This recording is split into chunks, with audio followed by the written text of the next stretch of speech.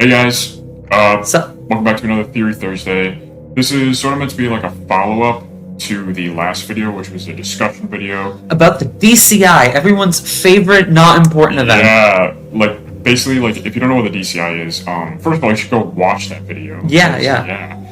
But if you don't know what the DCI is, it was like a group of killings in FNAF 2 that were shown in the FNAF 2 minigames. And we kind of go in depth about what it really could have been. Because it kind of just, like, didn't have a lot of importance for a while. Yeah, and most theories or timelines disregard it, or at best, they maybe give it a passing mention. Yeah, they'll just be like, and yeah, this happened. But yeah, so, fair warning though, this theory, it's going to be a more fully fledged theory, but fair warning, it might be a little out there. We're almost definitely the first people to ever think of this, and it's maybe a little bit controversial. Yeah, but we think it's pretty good. Yeah, so, watch this video with an open mind, so, you know, just to get a little taste of this theory, because it's decently solid, but the main idea of the theory is that the DCI and the MCI are one and the same, and that it happens in FNAF 2.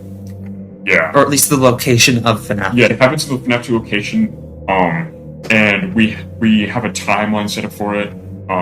So how do we get into that? Let's get into the timeline. Yeah, let's get into the timeline. So the timeline essentially starts at 1983. Yeah, or at least that's the main, like, changing point where, like, anything before that, to be fair, we know, like, nothing before that. So this is really where the changes start. So in 83, basically, you know, Freddy Fazbear's and Fredbear's open up around the same time. Yeah, the original Freddy's, the with the location, obviously. Yeah. So Fredbear's, we think that it gets shut down in 83, 84, maybe 85. Yeah, and we believe that that Fredbear's and the original Freddy's most likely closed at the same time because the Bite of 83 was just such a big event that it probably, like, took a toll on Fazbear Entertainment in general. Yeah, and then the Withered location, I personally believe that that's where Charlotte dies, because I'm pretty sure in the books, I think it's one of the Silver Eyes books, it says Fredbear's was kind of in the middle of nowhere, which it's kind of like the vibe of Junior's, that bar. They really forgot where, like, Fredbear's was, too, yeah. So... Well, Freddy Fazbear's was more, like, in the center of everything. Yeah. I mean, it was in a mall in the book. Or no, it gets built over, like a mall gets built over. Yeah, but I think that Charlotte dies there entirely based on FNAF 6. Yeah, the security puppet minigame, it goes out into an alley. Charlotte dies in an alleyway. Yeah, you don't really get alleyways in the middle of the Yeah, Fredbear's is mostly like in the middle of like a countryside type area. Yeah. So, yeah, I mean, it doesn't really matter where it is, but, yeah, you know. Just the theory is that they both go out of business in sometime between 83 and 85. That's where it starts. And then sometime in 1985... Yeah, in like spring or summer, yeah, the toy location first opens. Yeah, like the first, like, ever opening of it. This is where, like, the summer of 1985 would be where the phone calls in FNAF 2 are made. Yeah, because you hear him say things like, "Welcome to your new summer job, blah, blah, blah, blah, blah," but the paycheck is in November. So I don't really think that anything involving, like, the time frame of that is really trustworthy. Yeah, we only brought up, like, in the last video, in the discussion video, we brought up how maybe Scott could have just messed up and said summer accidentally, but I don't know, I feel like he would have noticed that. Yeah.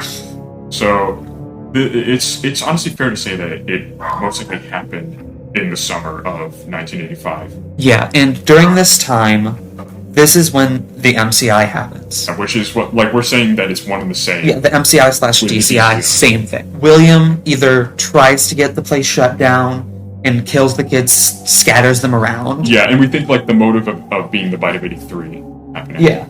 Or we could also see that William notices that, like, the puppet kind of has been acting weirdly, especially recently in FNAF 2. So he's trying to kill kids, scatter them around. He doesn't know to stop them. Yeah. Because it worked just like having the dead kid near the puppet. And the reason that it didn't work for his son is because his son died in a hospital. He didn't die at Fredbear's. Die right there.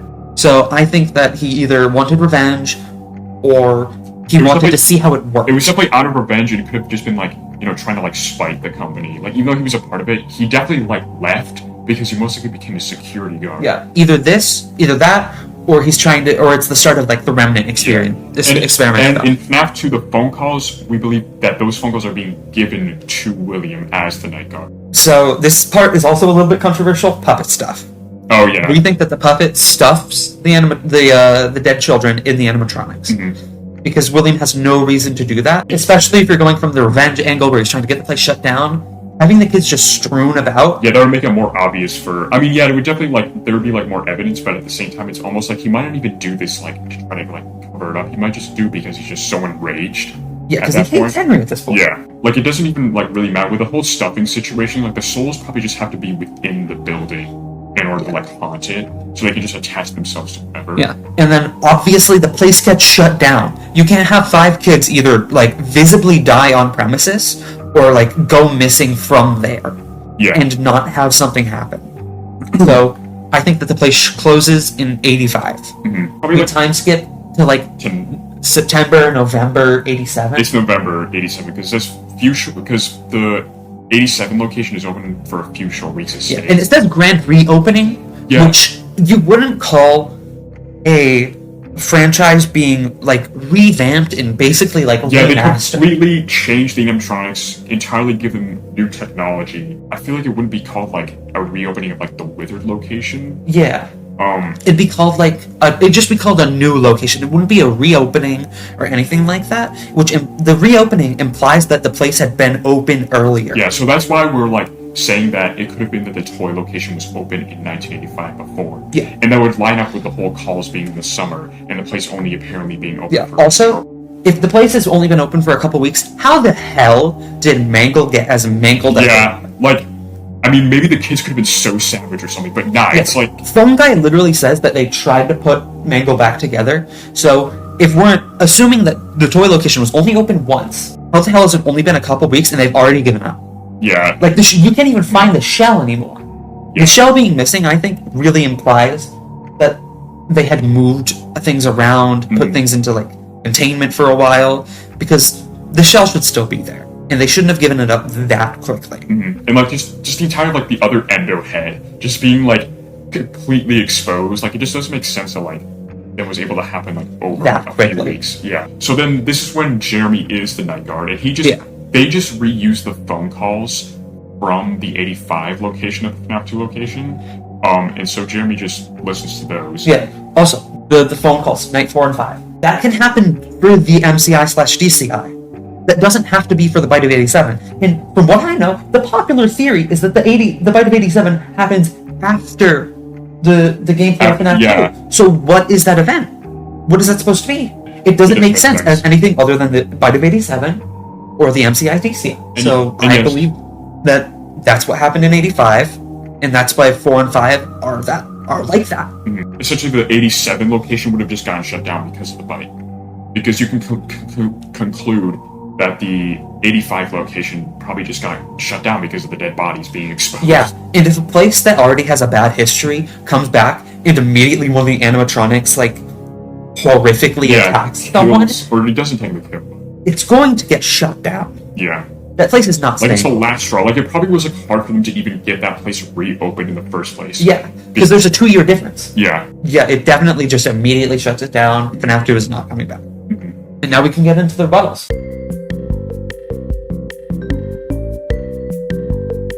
Okay, time for rebuttals.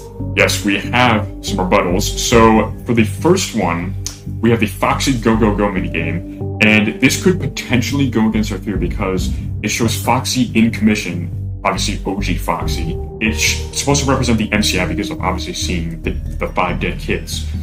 But it wouldn't really, make sense because the kids are very clearly just dead. They're just dead there, and Foxy wouldn't be really, in commission running around at night. Mm-hmm. This would have to be during the day, and why would William have him there showing in the day? It would just be so obvious. Yeah, and it literally could just be just Scott wanted to just use a minigame where you played as Foxy, just for whatever, just for fun. Okay, the next rebuttal, Into the Pit. Yeah, so Into the Pit is essentially where people believe it could prove that the MCI happened at the weird location. Because, it goes back to 1985, and the animatronics that are described are just basic Freddy, Bonnie, Chica animatronics. Yeah. But, technically, Into the Pit isn't actually physically time traveling back. It's technically a reality created by agony memories. And if we notice in like the Into the Pit game trailer, you can see posters of what seems to be toy animatronics, like Toy Body, I believe. Yeah, you see posters of Toy Bonnie, and even worse, you see Five Nights at Freddy's 1 Chica. Yeah, Chica, if you look at Chica, her head is very round and very reminiscent of FNAF 1 Chica. Which makes no sense, because at 85, FNAF 1 Chica does not exist. Yeah. She is pre-withered, or withered. She is either pre-withered or withered, depending on what you believe. Yeah. So there's no time where the MCI should happen and FNAF 1 Chica exists in her state. Yeah, that completely just disregards that it would have been the Wither location because of it being classic FNAF 1 And Chica. also, the MCI, in the book and the game, I think, I know definitely in the book, it said that there were 6 kids. It says half a dozen. Yeah. It says that, I think, like 2 or 3 times. And it just seems like it's just an like the entirety of the reality in the ball pit just seems like an amalgamation of a bunch of memories from all sorts of like Fazbear Entertainment locations, because the agony is just latching onto that. Yeah. Because the agony would like pass on and pass on. It's not really valid because it's technically not the true reality. So you can't really use it as like, or if you could use it for like the year, Yeah. but for like the proof of like everything else, it just wouldn't line up and make sense.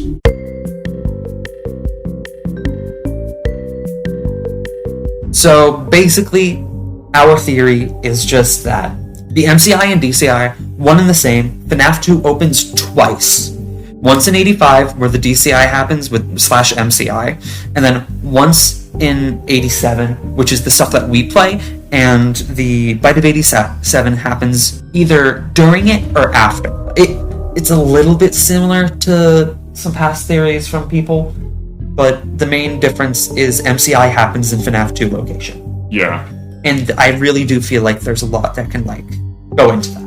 Yeah, it essentially also just gives, like, the DCI an actual purpose, other than just being some random other killing. It actually makes it, the most important event in the series. And wouldn't that make it something that actually shows the MCI for the first time? Yeah, technically. Because we haven't seen the MCI normally. Yeah, we've only seen it, like, technically in the Puppet minigame. Technically Foxy Go-Go? Yeah, Foxy Go-Go, but that's just, like, such a random minigame.